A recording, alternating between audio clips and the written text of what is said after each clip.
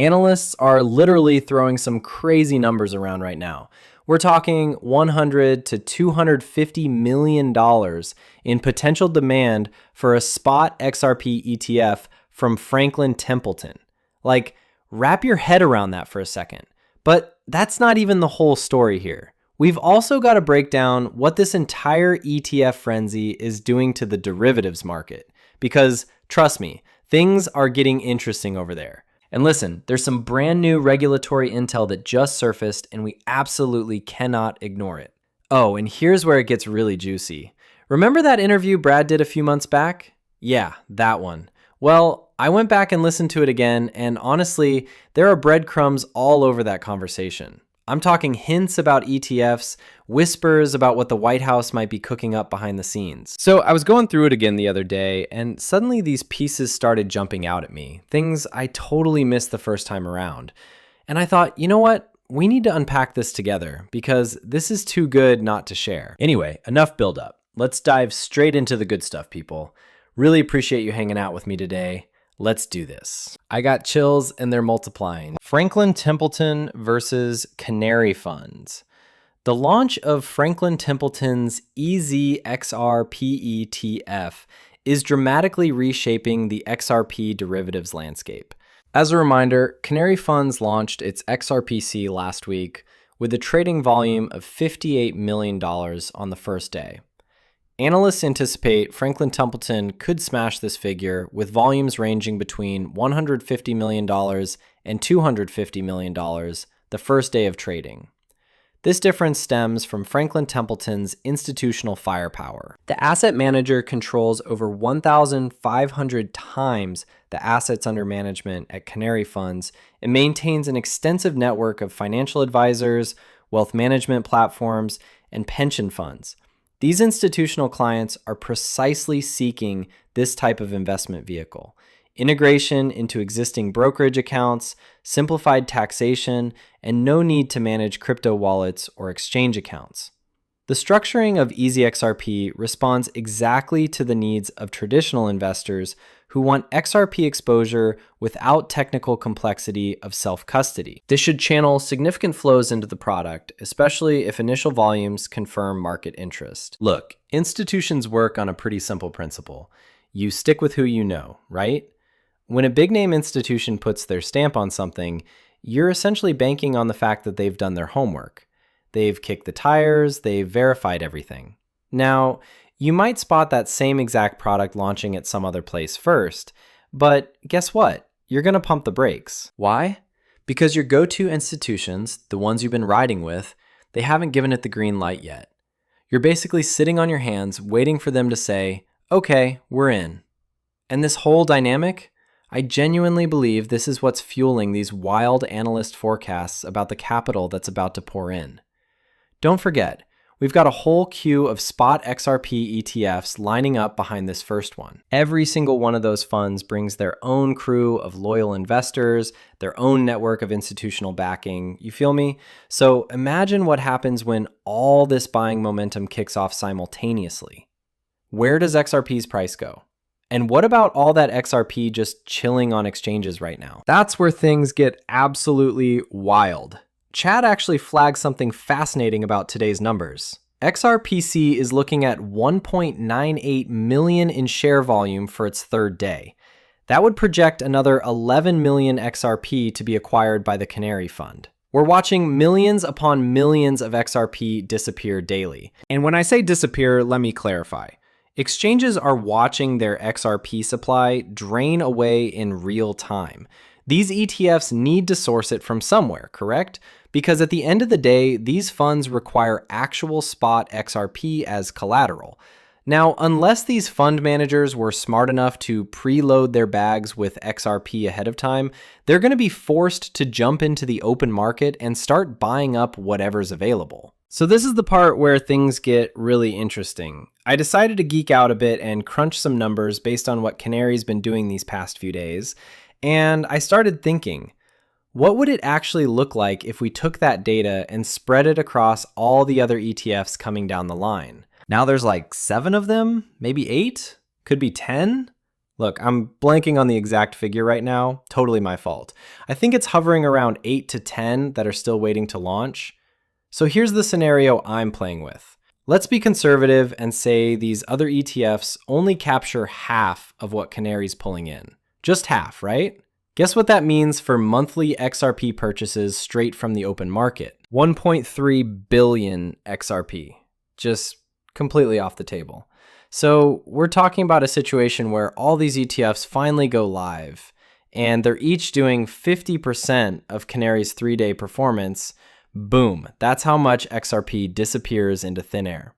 My reasoning? Well, certain products are obviously going to be rock stars. They'll dominate, suck in tons of capital, become everyone's favorite. Others, not so much. So I'm parking myself somewhere in the sensible middle here. But okay, let's get a little crazy for fun. Imagine every single fund matched Canary's pace exactly. We're staring at 2.6 billion XRP vanishing from exchanges in 30 days flat. 1 month. Then factor in Franklin Templeton's $150 million estimate applied across the board. The math goes completely off the rails. Like, I literally can't wrap my head around it. This is some straight up wild speculation territory, not gonna lie. Do I actually believe 59 billion XRP is gonna get purchased? Come on, let's be serious. Probably not happening. But I had to walk you through these hypotheticals so you can see just how massive this buying wave could potentially be. When you lay it all out like this, it's kind of mind-melting. If every major spot ETF or product triggers Franklin Templeton level inflows, daily buying could approach 2 billion XRP per day. All right, full transparency here. That scenario, I'm calling it highly unlikely. But bear with me for a second because I really want you to see what's got certain corners of the internet absolutely buzzing right now. The honest truth though, trying to slap a simple "this is all fantastic" label on everything, yeah, that's just not how I roll. We're dealing with the real world here, friends. And in the real world, you're gonna have those incredible winning streaks and then bam, you hit a rough patch, right? Perfect example, the Bitcoin ETF situation. Remember when everybody and their grandma was diving in head first? Now look at it. People are standing on the sidelines, totally confused about what's coming next. And what's their move? They're bailing out left and right. Let me hit you with some straight facts here. This market we're playing in, still insanely speculative territory. That bridge to genuine practical use cases, we haven't crossed it yet, folks. So here's what keeps me up at night. Is all this enthusiasm sustainable, or are we watching a bubble that's about to pop? That's precisely the angle I'm laser focused on, and you better believe I'm gonna feed you every single update the moment it hits my radar. Yeah, sure, I'll throw in some entertaining commentary to keep things spicy, but seriously, we need to keep our heads screwed on straight here, you feel me? These jaw-dropping figures everyone's throwing around, they're like a siren song, and it's way too easy to crash on the rocks. Real talk, the next handful of weeks, maybe stretching into a few months, that's our crystal ball moment. We'll get our answers then. All right, cool. Now, check this out. Canary just scooped another 11.9 million XRP. Now they're sitting at 120 plus million. Those 3-day inflows are clocking in at 84,690,000. We're seeing these absolute whale-sized purchases coming through now, right? Like, remember last week when I broke down that $7.8 million purchase for you and that other massive $7.2 million one? Well, guess what? Here comes another beast of a buy at $2.5 million. I mean, we're clearly watching some heavy-hitting institutional money finally jump into the game and scoop up XRP through these investment vehicles. But look, here's what I need you to understand. Sure, everyone's treating XRP like it's just another crypto token to trade and flip for quick profits, but zoom out for a second with me here. This thing has the potential to solve a genuinely massive real-world problem across the entire planet. We could literally be looking at the missing puzzle piece that banks and financial institutions have been desperately trying to find for decades. That perfect settlement infrastructure they've never had. Now, I'm going to show you a clip that's not exactly brand new, but trust me, it really captures the core problem that XRP was built to tackle. All right, let's roll through this together. And after that, we're getting straight into the Brad Garlinghouse content. Listen to this. To adopt XRP. We don't see a major challenge in adoption, to be honest. We've got a lot of deep dialogue running with regulators. The Bank of England ran a proof of concept using Ripple in the spring. And the bank is one of the most conservative, highly regarded institutions worldwide. So we haven't got issues with our regulatory support. Again, because the currency has been designed from the outset for transacting, it kind of puts us in a very strong position with the establishment. In terms of adoption, it's really about using the banks which were shown in the earlier slide to create the initial network. Ripple currently has its hands on 90% of the FX market. Now, just so we're crystal clear here, the FX market processes something like $7.5 trillion daily, give or take. So Ripple's positioned to manage all of that action. And that leftover 10%, yeah, I'm pretty confident that's just the tiny fringe markets that don't really move the needle. Look, it wouldn't shock me at all if Ripple locks down that final 10% within the next few years and hits complete global coverage. But honestly, that 90% they've already secured, that's essentially every major financial hub on the planet. Oh, and here's something else I need to mention. You know how we brought up that Bank of England proof of concept earlier? Well, check this out. Ripple's actual head of CBDC development dropped a bombshell saying they've been actively working with and testing programs for 24 central bank digital currencies. But wait, we've only seen reports about maybe 6 or 7 of these publicly. So naturally, my brain starts spinning. What happened to those other 15 to 18 CBDC experiments? Like, seriously, which nations signed up for these trials? What's the current status of those projects? Did any of them graduate past the testing phase and move into full-blown implementation where governments can create, destroy, exchange, whatever operations they want running with their central bank digital currency? Because here's what we're witnessing unfold. Digital identity systems are being aggressively deployed worldwide. CBDCs are being fast-tracked in parallel. So what's Ripple's actual position in this massive global transformation? That's exactly what I'm over here trying to figure out. Take a listen to this.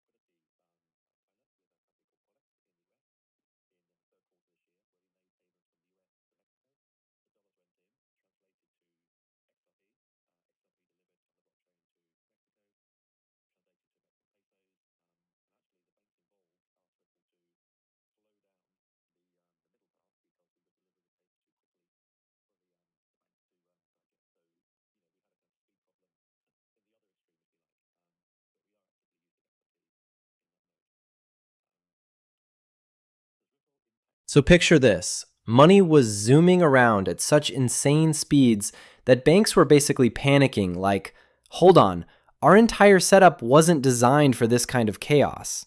But here's what's fascinating. Banks have spent the last few years quietly playing catch up, getting their act together for this exact scenario. And now look at where we are.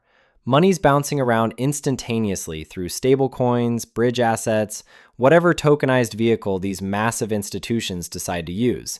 It's practically teleporting at light speed.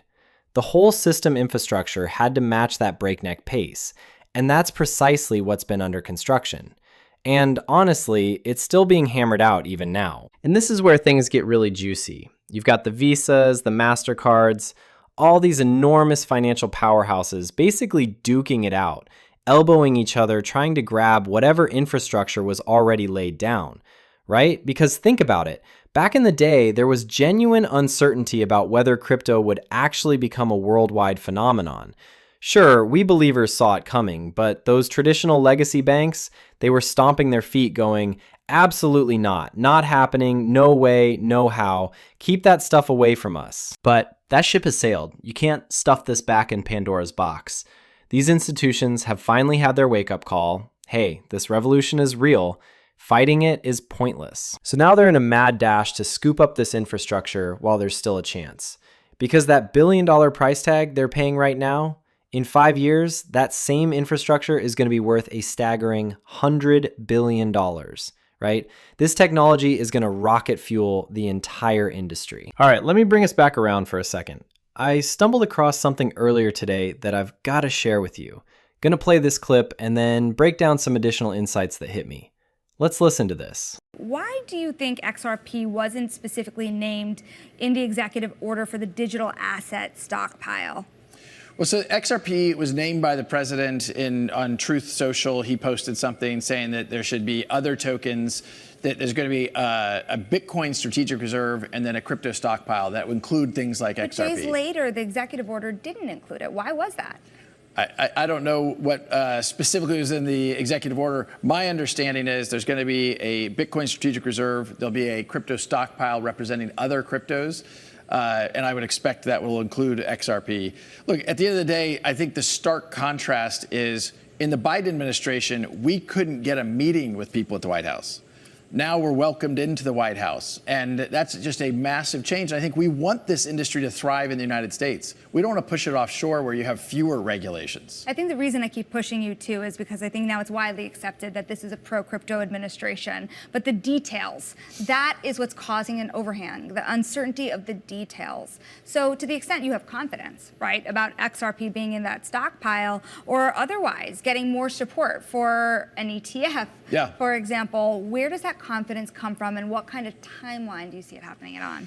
So I have immense confidence on the ETF. I think there's 11 different filings pending with the SEC to launch ETFs from everybody from Bitwise to Franklin Templeton and a whole bunch of people in between.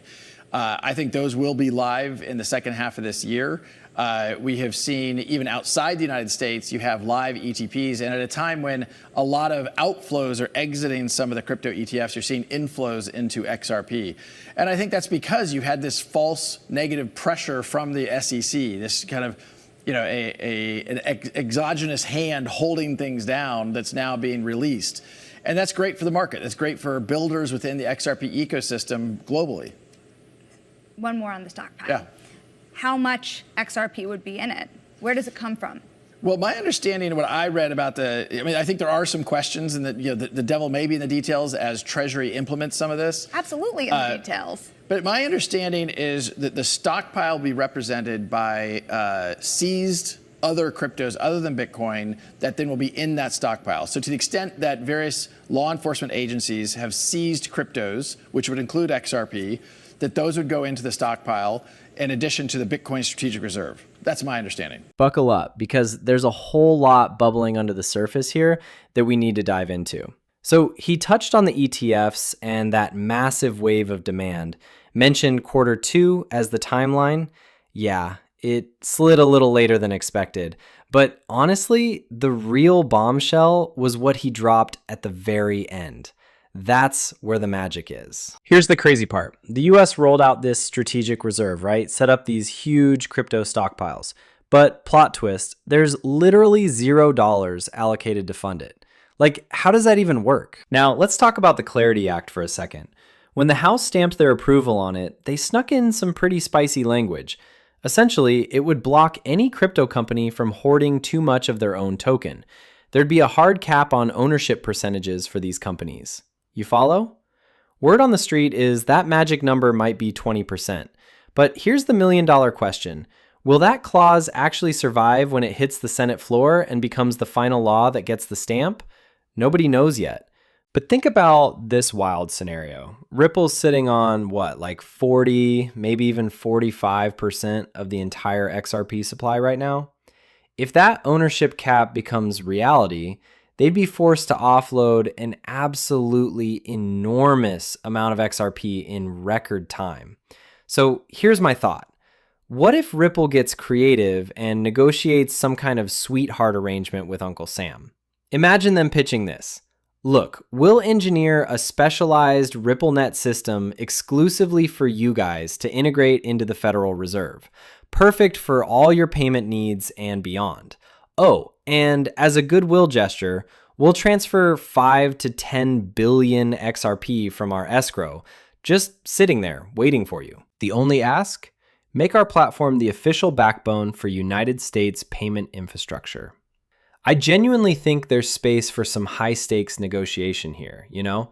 Because, come on, nobody's seriously considering Bitcoin for everyday US payment rails. That would be absolutely ridiculous. But XRP's got something unique in its DNA. Practical, boots-on-the-ground utility.